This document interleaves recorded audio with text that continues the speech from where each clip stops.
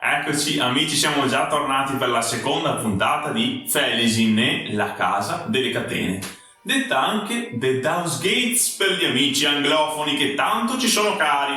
Niente da fare, il nome inglese, oltre a essere più sensato, è anche molto più fico. Ma vabbè, noi siamo quelli di pizza, spaghetti e mandolino e così resteremo per sempre. Tra parentesi, non ho mai visto nessuno dalle mie parti suonare il mandolino. Voi sì?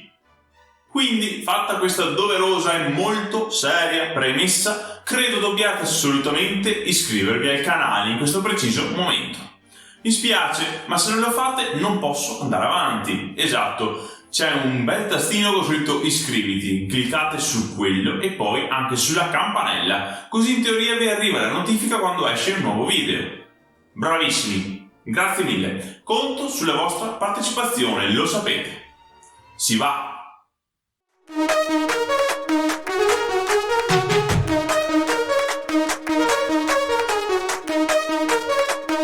A Unta, i prigionieri che abbiamo conosciuto nel prologo, i pochi che ce l'hanno fatta, sono stati ammassati all'interno della stiva di una nave per essere trasportati fino a 7 città.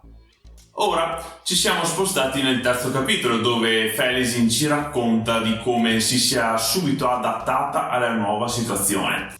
Ha cominciato a prostituirsi, molto semplicemente. Aprendo le gambe agli uomini giusti è riuscita a far mettere se stessa, Heboric e Bodin in un posto migliore rispetto agli altri, che sono stati costretti a rimanere immersi fino alle ginocchia nell'acqua di fogna. Così ha salvato le loro vite e durante la lunga traversata ha imparato quali siano i gusti degli uomini e delle donne. Partiamo alla grandissima! Yeah! L'imbarcazione arriva a destinazione. 7 città. Isola Otataral, a 30 leghe a nord di Dosin Valley. Sorge Skullcap. Skullcap è un campo minerario Otataral ed è gestito dal capitano Sawark. Essi comanda 75 guardie Malazan e circa altri 200 dosi, ovvero gente locale. Le guardie sorvegliano 12.000 schiavi. La popolazione del campo comprende anche servi, prostitute o indigeni. Che luogo meraviglioso, vero? Perché non farci le gite scolastiche? Sarebbe divertente! Affrontiamo subito il tema dell'Otataral e riflettiamoci insieme. L'impero possiede questa miniera e la fa scavare dai prigionieri. Perché schiavi non è proprio la parola adatta, visto che la schiavitù è contro la legge. Quindi prigionieri, ma che sono in pratica schiavi. Oltre a questo, mi sono chiesto dove vada a finire tutto questo enorme ammasso di materiale rosso che viene estratto dalle miniere. Avete idee? Sicuramente qualche arma la costruiscono, vedi ad esempio la spada dell'aggiunto, altro Otataral lo venderanno magari in piccole quantità. Mi viene in mente che Baruch ne possedeva in forma di polvere, quella che poi ha dato a Rally Gnome. Inoltre nel corso della saga vediamo coltelli, manette per i maghi e pezzi di armatura costruite con questo materiale. Ma il resto, che fine fa? Il controllo imperiale sulla sostanza è totalitario, ma per evitare che finisca nelle mani sbagliate, basterebbe fare la guardia giorno e notte in forze massicce a Skullcap. E invece no, lo estraggono e lo portano da qualche parte per farci qualcos'altro, oltre a ciò che ho nominato poco fa. Oppure lo mettono in cantina e chiudono a chiave? Non ha molto senso. Peccato non avere risposte a questa domanda banale, ma se avete qualche ipotesi interessante vi chiedo di condividerla con noi tutti. Grazie. Qualcosa che invece sappiamo con più certezza è quello che Heboric porta alla nostra conoscenza. E non nascondiamoci dietro un dito. Arrivati a questo punto della saga, siamo incredibilmente curiosi di sapere come funziona il mondo creato da Steven. L'ex sacerdote ipotizza che il minerale rosso non sia naturale, bensì che sia stato creato con la magia, una stregoneria talmente potente da affondere l'intera isola. Molto bene, un importante tassello sull'origine dell'Otataral che dobbiamo assolutamente tenere presente. Un'ultima cosa sull'argomento. I maghi che sono imprigionati a Skullcap solitamente impazziscono, perché vengono di continuo respinti e annullati dal potere della sostanza che stanno estraendo.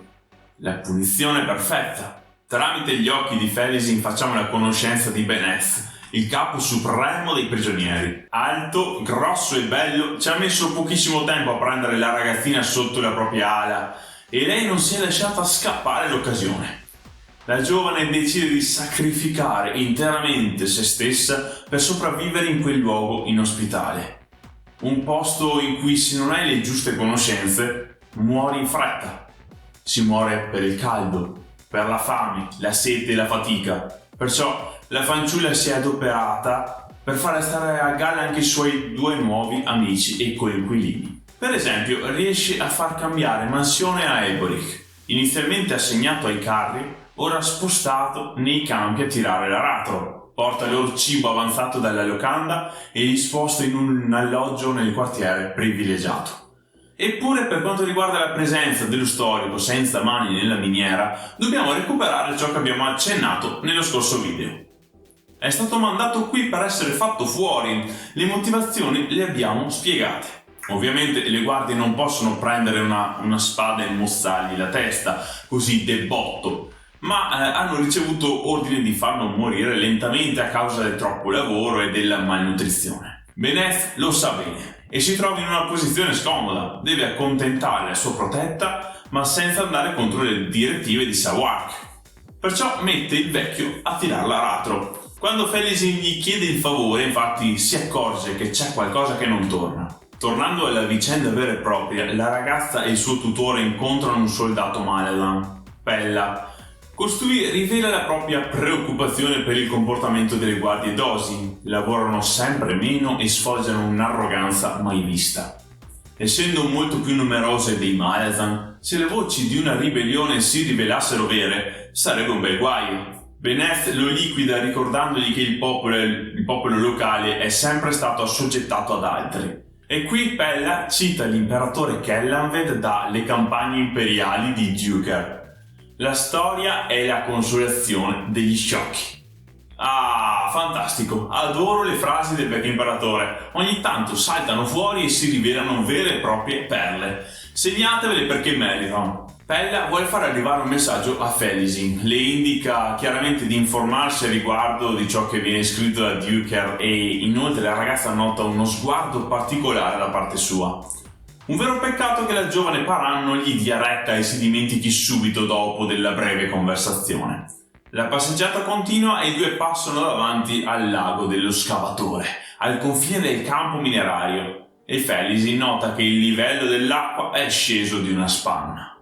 Una cosa che gli ha chiesto di fare il suo amico senza mani, ma a cui lei non riesce a dare una motivazione. Scappare da Skullcap è impossibile. Qualcuno ci prova ogni giorno da una parte o dall'altra e tutti fanno una fine orribile. In ogni caso, noi abbiamo già letto il capitolo precedente della dimora, il secondo, e abbiamo assistito alla conversazione tra Duker e Kalp. Lo storico ha chiesto al mago di dargli una mano nel far fuggire Eboric dall'isola Otazar. Uniamo i puntini e diamo un'occhiata al clima salutare che si respira nel piccolo appartamento dove abitano i nostri protagonisti. Eboric si trova nella condizione di dover ringraziare la più giovane dei Paran per le comodità, i favori e il cibo che riesce a portar loro, ma allo stesso tempo è completamente in disaccordo sulla modalità con cui riesce a procurarseli. Inoltre, Felisin comincia a bere sempre più vino e a fumare sempre più durang, una sostanza oppiacea che potremmo associare all'hashish. Sembra cercare l'oblio ogni giorno di più. Durante la notte Bodin torna a casa e la ragazza si chiede che cosa faccia sempre in giro fino a tarda ora. L'omone si mette a bisbigliare con l'ex sacerdote escludendola dal dialogo. Felisin si sente abbandonata e sola, nonostante tutto ciò che fa per loro, e si rende conto di essere ormai dipendente da Beneth, dal durang e dalla vendita del proprio corpo per potersela cavare. Sul finire del paragrafo la fanciulla esprime il proprio concetto di sopravvivenza. Abituata da sempre a vivere nell'agio e nella comodità, attorniata da servitori in un lussuoso palazzo, si è ritrovata catapultata in una circostanza che l'ha messa a dura prova. E come ogni essere umano farebbe mentre sta annegando, cerca a tutti i costi l'ossigeno. A tutti i costi. Non le interessa cosa succederà domani. La cosa importante è superare la giornata, la sopravvivenza del momento, nel presente. Ma la consapevolezza che la spinge ad andare avanti ora dopo ora è una soltanto: l'odio nei confronti della sorella che l'ha trascinata in quel baratro.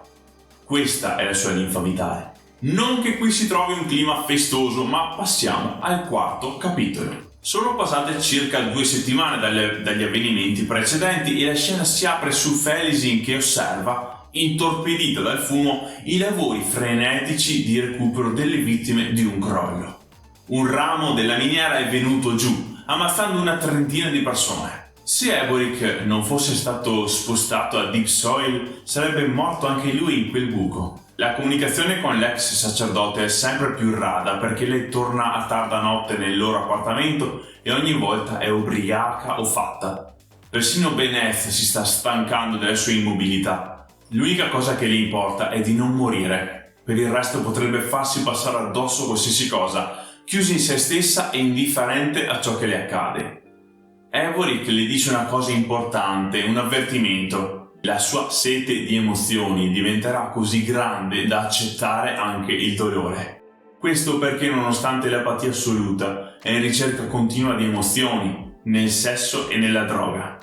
Forse lo fa per rendersi conto che è ancora viva, in quella nebbia di stordimento che la circonda. Altrimenti potrebbe benissimo lasciarsi andare e in qualche modo morire. E invece no. La giovane Paran ci tiene sia a drogarsi per annullarsi completamente, sia a eccedere per avvertire un minimo di umana emozione. Un comportamento che faccio fatica a comprendere, sono sincero. Se avete trovato una spiegazione migliore della mia, vi chiedo di scriverla qui sotto. Grazie. Sarà utile a tutti perché è un passaggio importante nello sviluppo del personaggio. La ragazza incontra Bella, la guardia già vista in precedenza, che le chiede appunto di quell'incontro, della citazione di Kellanved. Lei però non ricorda. A causa del Durang non ricorda diverse cose e appare molto invecchiata. Chiaramente qui c'è qualcosa sotto, o meglio, nel capitolo terzo Culp informa Duker di aver preso accordi per riuscire a liberare Eboric.